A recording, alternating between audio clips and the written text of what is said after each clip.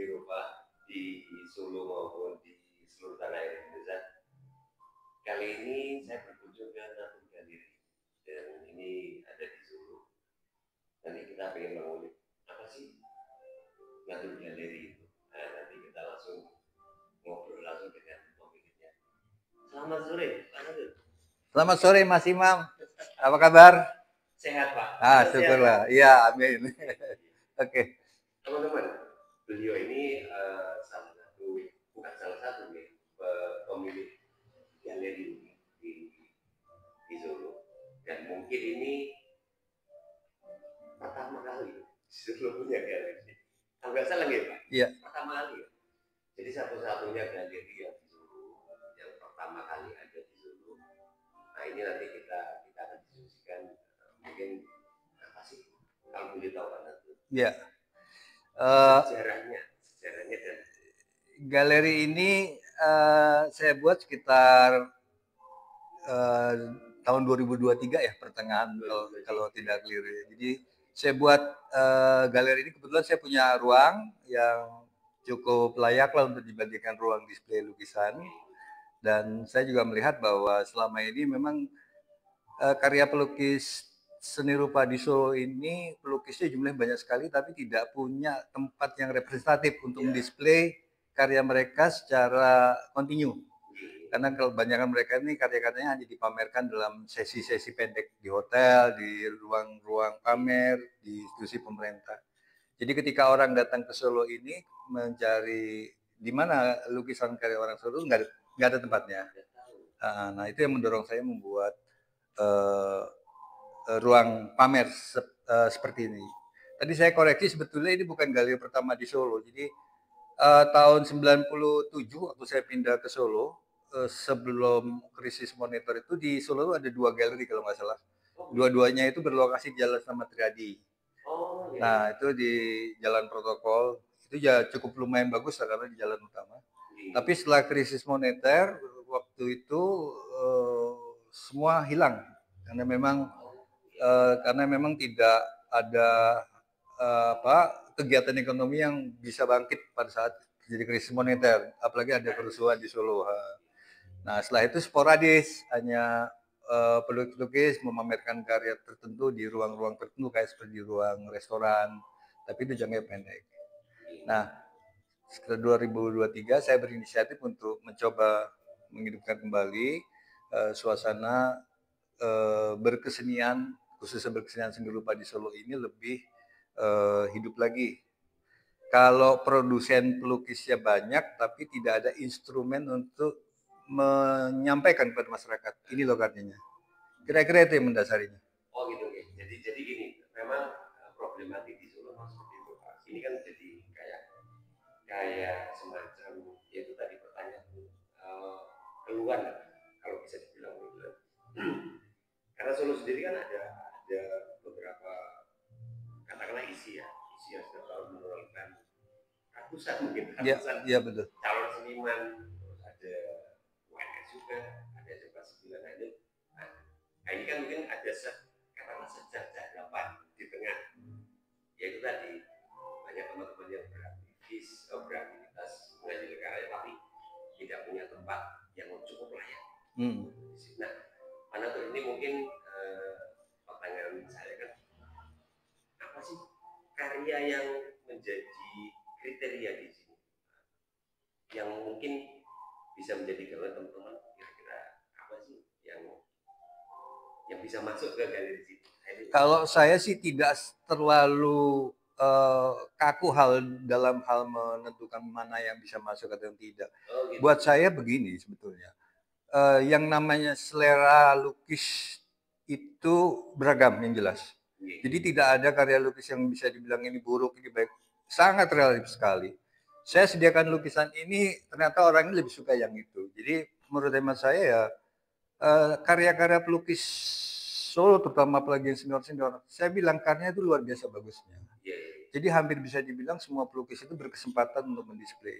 Cuman yang jadi masalah sekarang adalah kita mesti pandai membaca sebetulnya apa sih yang harus saya sajikan karyanya untuk bisa diterima oleh para pencinta seni. Itu sebetulnya jauh lebih penting. Jadi fungsi galeri itu sebetulnya hanya menjembatani apa yang menjadi minat masyarakat, dan ini mungkin yang disambungkan pada dunia pelukis, kira-kira seperti itu. Tapi itu ternyata memang tidak mudah kok. Saya mencoba selama 1,5 tahun berjalan, saya coba sodorkan ini, oh nggak cocok, sodorkan ini nggak cocok. Yang ini, oh malah yang kita nggak perhitungkan malah cocok. Jadi memang kita membaca keinginan peminat seni itu memang tidak mudah. Tapi buat saya, akhirnya saya punya kesimpulan, setiap pelukis di Solo, ya berkaryalah di apa yang menjadi bidang minatnya dengan terus membaca apa yang menjadi pergerakan zamannya.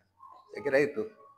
Artinya bahwa memungkinkan semua bentuk style masuk di sini gitu. Iya, memungkinkan. Cuman masalahnya kan ruangnya ini yang sangat terbatas itu loh. Ruangnya jadi akhirnya harus ada giliran gitu loh. Kira-kira ya mana momen itu apa kira-kira yang bisa disodorkan seperti itu.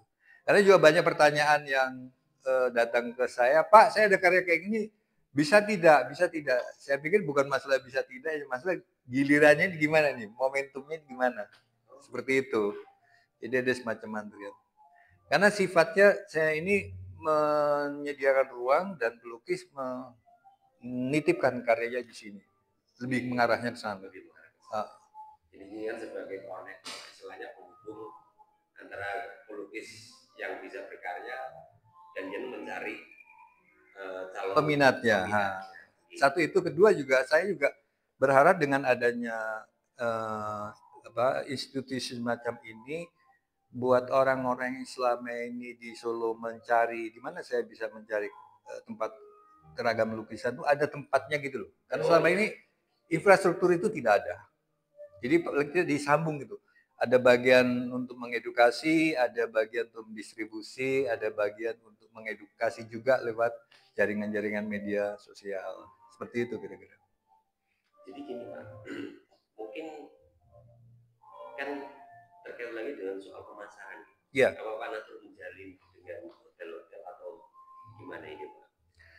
Saya tidak berpikir begitu. Jadi saya lebih cenderung menginginkan seni rupa itu bisa dinikmati semua lapisan.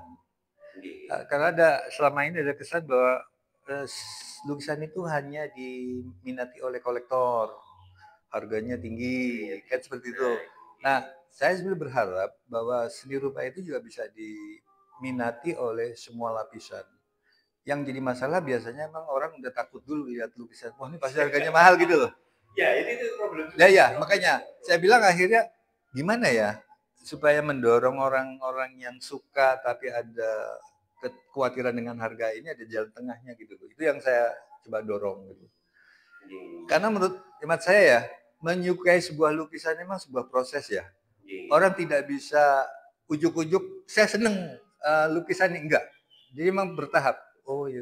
Sampai dia menemukan, oh ya dalam lukisan itu ada sesuatu yang bisa saya peroleh gitu loh. Itu proses panjang. Dan itu yang saya sebut sebagai mengedukasi publik tentang